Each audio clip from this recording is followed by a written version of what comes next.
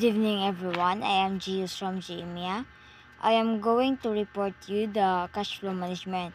So cash flow management is, even if a business is profitable, it can still fail if there is no enough cash available to pay bills on time. The financial managers monitors the inflow and outflow of money making to ensure that the company has enough funds for daily operations, salaries, and emergencies.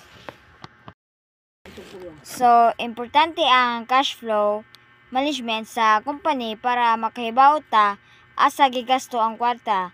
Mo-involve ni siya sa pag-monitor o pag-control sa inflow o outflow sa cash to ensure that there is always enough liquidity to meet financial obligations and investments.